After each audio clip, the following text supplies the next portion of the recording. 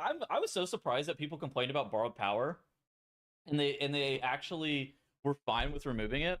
And then I don't know. I actually liked borrowed power, but it's whatever. Maybe it's just a me thing. Why are you like off camera right now? Because you pissed me off about the Kyrian comment. I had to stand up. I was getting heated for a second, dude. I can't believe that happened. I can't believe people still bring it up. Because it's funny. So annoying. Dude, this literally would have been a problem if Blizzard just didn't like. But first off, if they didn't buff Night Fae 2 days before the expansion came out, and if they just didn't lock your Covenant, this would never have been an issue. My favorite thing is like the Monday night before patch hotfixes, and also the Tuesday during maintenance hotfixes. Those are my favorite hotfixes. I like because those are the ones that scare people. I like the ones where they change raid bosses. And then people get really bothered about the fact that they're changing a raid boss that hasn't been pulled before, and they're worried that it's going to be worse. When every single time I see them change it on a boss that hasn't been pulled yet, I'm like, this is going to make this boss better. They just know what they're doing now. I remember during Sanctum of Domination, they extended maintenance, and during that extended maintenance, they shipped a bunch of hotfixes that like changed the boss fights. Like Eye of the Jailer, I think originally had 3 intermission phases instead of 2. And that was changed during downtime.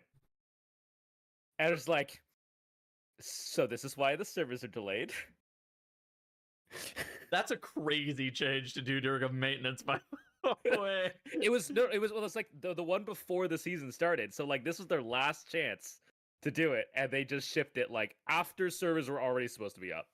But surely that's something they had on a PTR that they were just like on an internal test realm that they were like looking at. Who knows, man? Who knows? In other news, we had the TGP this weekend. Mandatory ended up winning. I felt like this TGP, funnily enough, was actually way less hype and way less promoted than TGPs have been in the past. Would you agree with that? Yeah, I'd say so.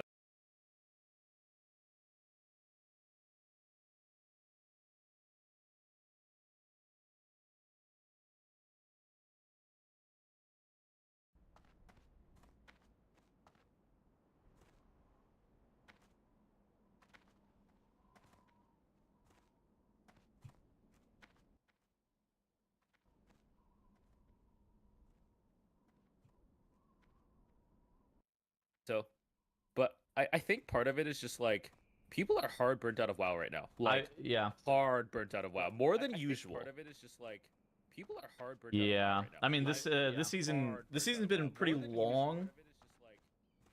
And it's I think everybody's ready for the new season. I think that the time that the TGP happened in the patch was actually a pretty big mistake. Like if they swapped this in the MDI, I think this has been way more interesting. I think so too.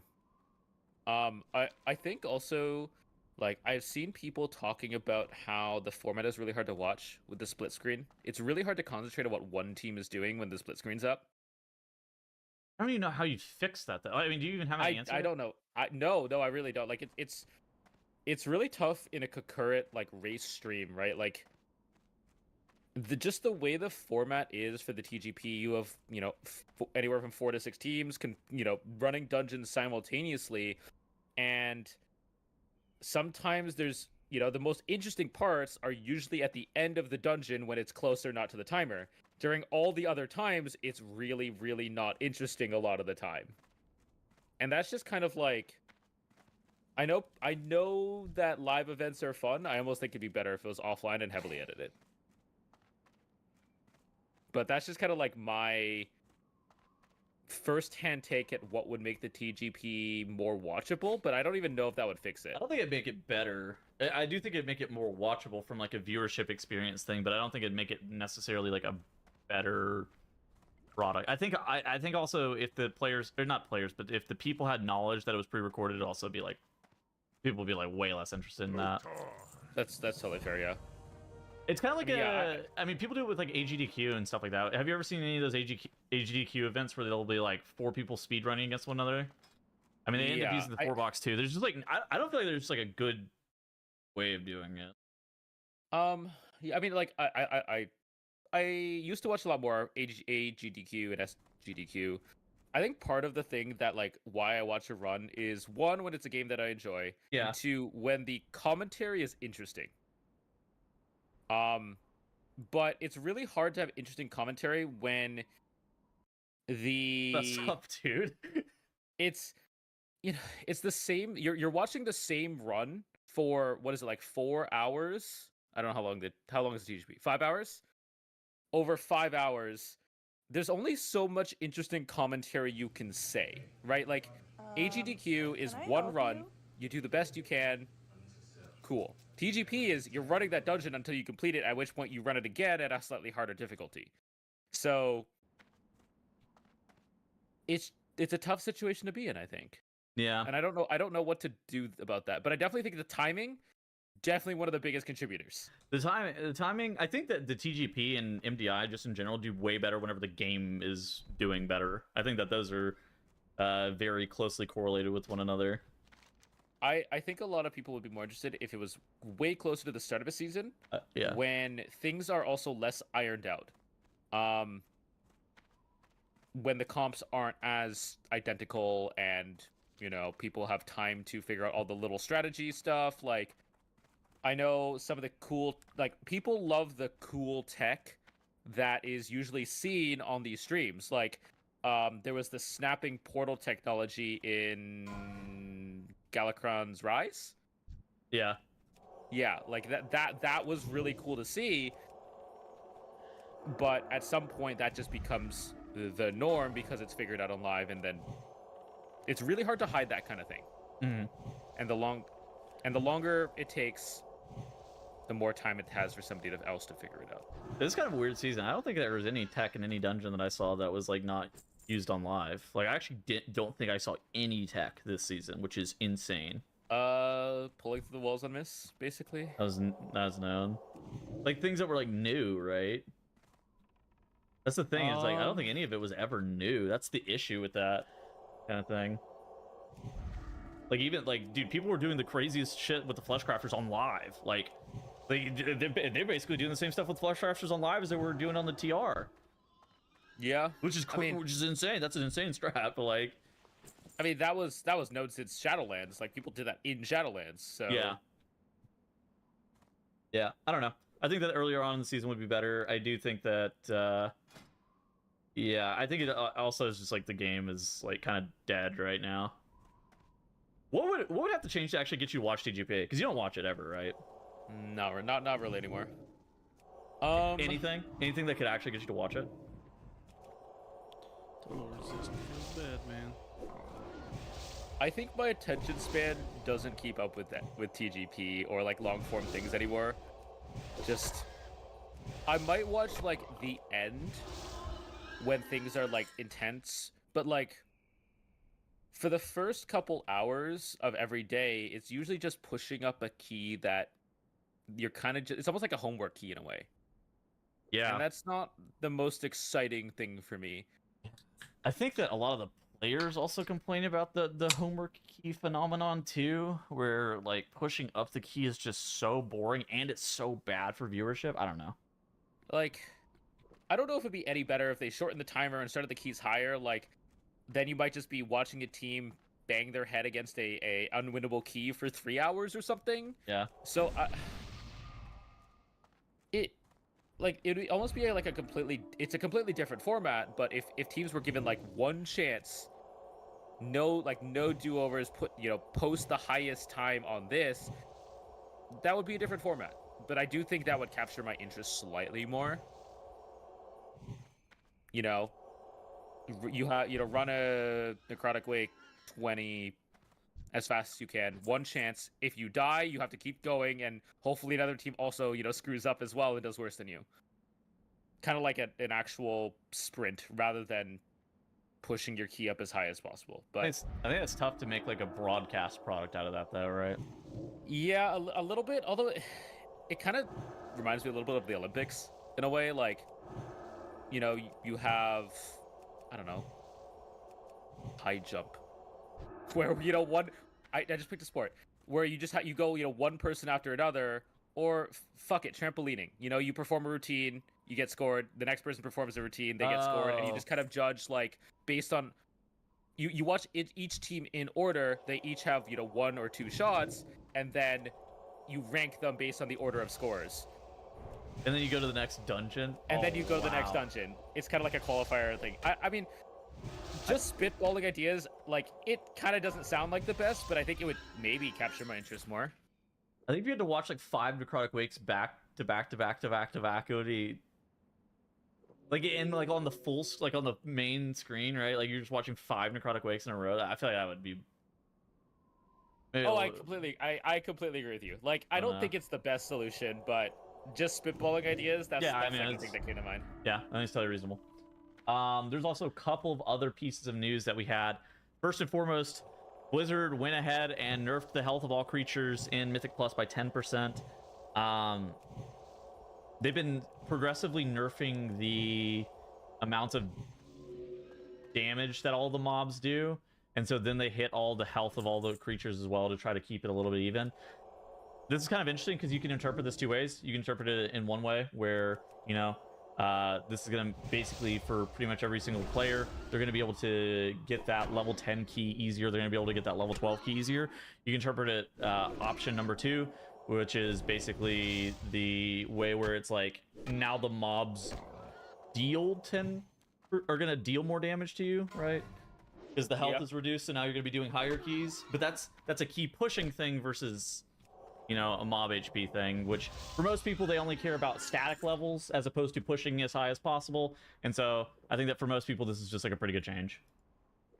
I think it's a good change. One of the things that I'm slightly concerned about is people are, like you said, max mythic gear on the PTR, right? I don't understand that at all. Yeah. And they are pushing 16s? 17s? 18s? Something around that. And obviously that's like unoptimal strats. But if they're pushing, 16s, 17s, 18s now with this health nerf, start of the season, you're going down, let's say, 39 item levels, which is, going to reduce your damage output by about 40% on live. That's probably going to reduce it, a decent amount of key levels. At 10 of the season, probably going to be still a little difficult until you gear up. Funnily enough, as well, in like 15s and stuff, you're already getting one-shot by a lot of these dungeons. Yeah.